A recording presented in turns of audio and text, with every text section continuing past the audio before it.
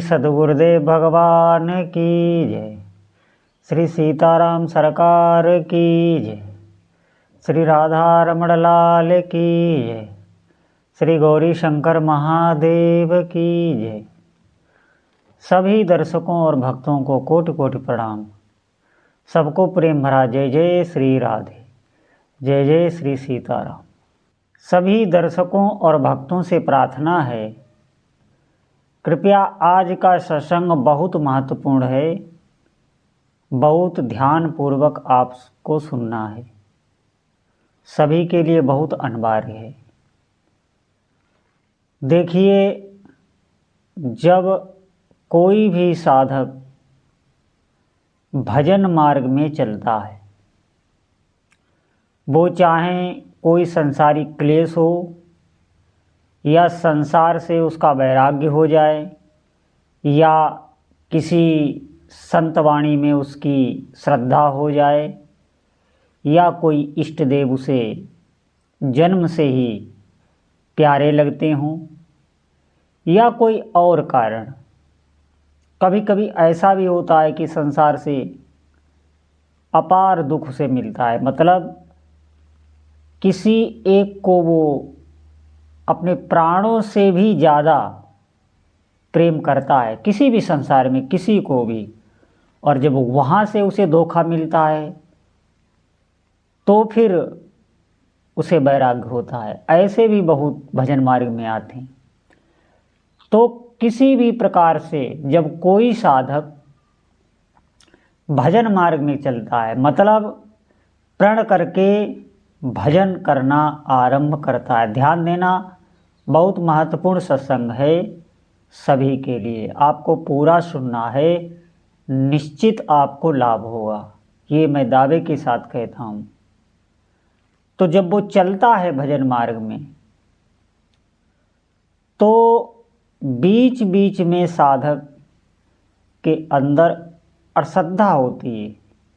ध्यान देना साधक, अश्रद्धा का कारण ये है कि जो भजन अपना कार्य कर रहा है उसको ये प्रत्यक्ष आँखों से दिखाई नहीं देता।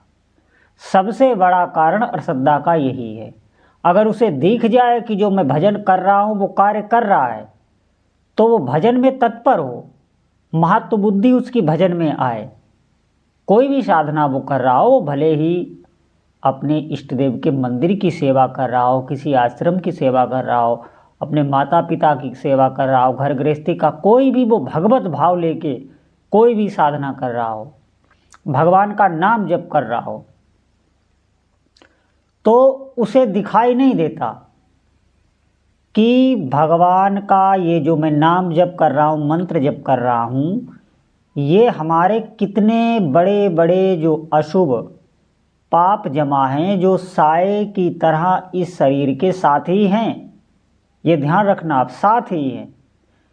क्योंकि जो कर्मों का एक बहुत बड़ा समुदाय जिसे संचित कहते हैं, उससे जो कर्म निकाल के ये शरीर बनता है। जब तक वो कर्म है तभी तक ये शरीर है, उतनी ही सांसें मिलती हैं जीव को, भले ही आप इन बातों पर विश्वास ना कर पाएँ।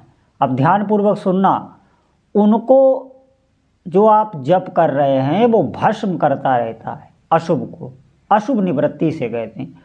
अब साधक को दिखता तो है नहीं है कुछ स्थूल आँखों से, तो उसका संशय होता रहता है भगवत मार्ग में, भजन मार्ग में, संतों की वाणियों में अश्रद्धा होती है। उसका कारण यही होता है।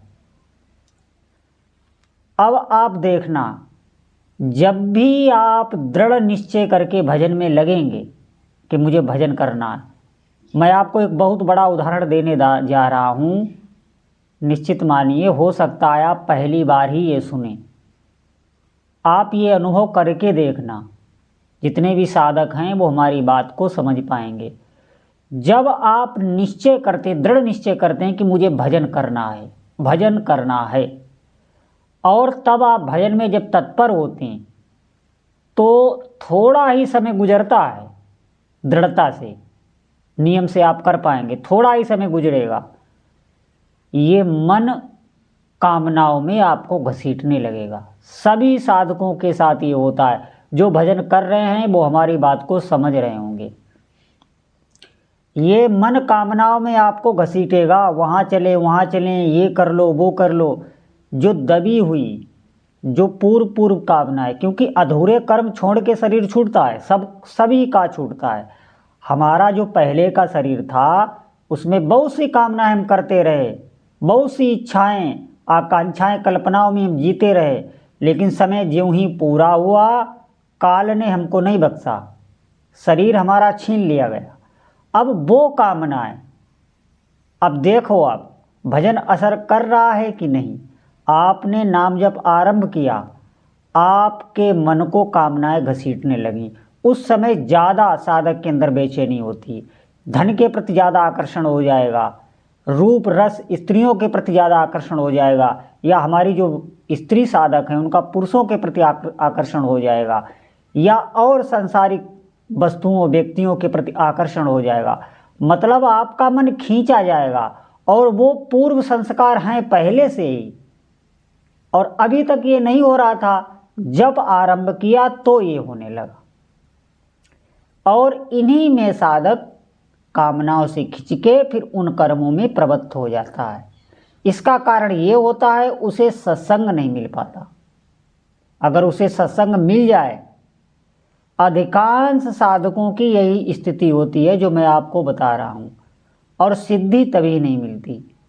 सिद्धि किन साधकों को मिलती है? जो निश्चय करके केवल मुझे भजन ही करना है, मुझे कुछ नहीं पाना। वो मन से ये ऐसा दृढ़ संकल्प कर लेता है। इसका मतलब ये नहीं है उसे कुछ मिलेगा नहीं। मैंने कहा ना, अगर आप निश्चय करके भजन करने लग जाओ और मन में सिर्फ यही सोच लो मुझे कार्य सभी करने हैं, वो तो व्यवहार के आपको करने ही पड़ेंगे। आप किसी भी आश्रम में, गृहस्थ आश्रम में, विरक्त आश्रम में, आप छोड़े ना, सभी जिम्मेदारियों का निर्वहन करें। ये भीतर की वस्तु है कि आपको निश्चय करना है भजन का। जब ये साधक निश्चय करके भजन करने लगता है और हटे ना वो, ये मन खींचे उसे आकर्षण में, कामनाओं में, तो वो क्रियाएं वो करे ना, भजन में दृढ़ता से स्थित रहे, कुछ काल के बाद ही जो अलौकिक अनुभूतियां मैं जिनका वर्णन करता रहता हूँ वो उसे अनुभव में आने लगती। निश्चित ऐसा होता है, आप करके देख लें। ये बातें जो मैं भी आपको बता रहा हूँ ये कोई ऐसी, ये बिल्कुल सिद्धांत की बातें हैं और जीवन में बड़े बड़े महापुरुषों के अनुभव की गई हैं। और आप चल के देखें, आपको खुद अनुभव में आएगी। क्योंकि भजन का मार्ग एक ही होता है, एक सी ही स्थितियां सबको मन के ऊपर आती हैं, सबके मन को एक ही तरह के विषय परेशान करते हैं, एक ही स्थिति बनती है, ऐसा आप समझें। क्योंकि भजन मार्ग वो जो मार्ग बताया गया है, महापुरुषों ने बताया है, उस पर जब आप चलेंगे तो आपको भी वही अनुभव होगा जो मुझे हो रहा है। कारण ये है कि साधक का मन जब उन कामनाओं से ग्रसित होकर उन कार्यों में प्रवृत्त हो जाता है, तो एक बात और होती है कि जिस भी कार्य में आप जाएंगे वहाँ पे इतना जोर का आकर्षण किया जाएगा माया के द्वारा कि आपका भजन छूटे।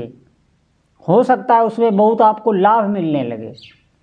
जैसे हमारी बात आप ध्यान से सुनना, आपने भजन आरंभ किया और आपके मन में कोई नौकरी, व्यापार या कुछ करने की एकदम तीव्र कामना जागेगी। अब आप इधर उधर विचलित होंगे, फिर आप किसी कार्य में प्रवृत्त होंगे, उसमें हो सकता है आपको बहुत लाभ होने लगे। वो क्यों होने लगा? वो आपका जो आपने भजन का निश्चय लिया है उसको छुड़ाने के लिए धीरे धीरे उसमें लाभ आपका बढ़ेगा, इधर आपकी प्रीति कम की जाएगी। और अगर आप निश्चय कर लें कि मुझे उधर नहीं जाना है, मुझे मेरा भजन न छूटे, मैं वही कार्य करूँगा जिसमें मेरा नियम न टूटे, तो आप भजन में अगर प्रवृत्त रहे कुछ काल तक, तो सच मानिए जो भी कामनाएं आपकी हैं वो बैठे बैठे पूरी होती हैं। बात बस यही है कि वहाँ पर एक परीक्षा सी हो जाती है। अब ये होता क्यों है? क्योंकि भजन आपने आरंभ किया तो उसने अशुभ कर्मों को नष्ट करना आरंभ किया। अब मन में जो भी कर्म जमा हैं आपके, वो सब कर्म उन्मुख होने लगते हैं। आप ऐसे समझिए, इससे आप समझ लें कि क्रिया हो रही है कि नहीं। आप भजन कर रहे हैं, उसका परिणाम देखो आ रहा है कि नहीं आ रहा है। आखिर जब हम भजन करते हैं तभी ये मन में क्यों कामनाओं का सैलाब आता है, क्यों ये विचलित करता है इतना, इसका यही कारण है। आप कभी भी करके देख लेना, आप बैठ के एकदम भजन का निश्चय करना कि मुझे इतने माला करने हैं, बैठ के आप करके देखना, आपको ये मन करने नहीं देगा। निश्चित मानिए ये सब इस मन बुद्धि की चाल हैं और ये सब माया के ही अंश हैं। हम इनको मानते ही हैं अपना, ये हमारे हैं नहीं। ध्यान से सुनना, हम इनको अपना कहते हैं लेकिन ये हमारे नहीं हैं, ये प्रकृति के अंश हैं। तो इनकी चाल ही होती है आपको भजन से विमुख करने की, और अनंत जन्मों तक ये यही करते आए हैं। सारे दुखों की जड़ भी यही है, तभी हम क्लेश में पड़े हुए हैं। नहीं तो कोई भी दुख आपको परेशान नहीं कर सकता। आप उस अवस्था में पहुंच जाएंगे इसी जीवन के रहते रहते। इतनी सामर्थ्य होती है भगवान के भजन में, भगवान के नाम जप में। तो साधकों से निवेदन है, इस जो ये मैंने बताया है इस पे बहुत सावधानी आपको रखनी। आपको जीवन में अगर वास्तविक कुछ पाना है, ऊंचाइयों तक जाना है, इसी जीवन में आनंद का अनुभव करना है, जो आंतरिक सुख है वहाँ तक आपको पहुँचना है, तो आपको ये बात स्वीकार करनी पड़ेगी। आपको दृढ़ता से भजन करना होगा। कार्य सभी करते रहें, कुछ भी ना छोड़ें, लेकिन निश्चय भीतर से हमारा भजन का ही है, साधना का ही है। आप निश्चित अपने लक्ष्य की प्राप्ति करेंगे और जीवन आपका सफल होगा। तो सभी भक्तों से प्रार्थना है कि भगवान के भजन में अधिक से अधिक समय अपना व्यतीत करें। जो कालक्षेप कहा जाता है, समय व्यतीत करना कहा जाता है, उसका उपयोग भगवान के भजन में ही अधिक से अधिक करें। वो परिणाम लाएगा, वो फल लाएगा, कुछ समय बाद ही आपको अनुभव में होने लगेगा। बोलो जय जय श्री सीताराम।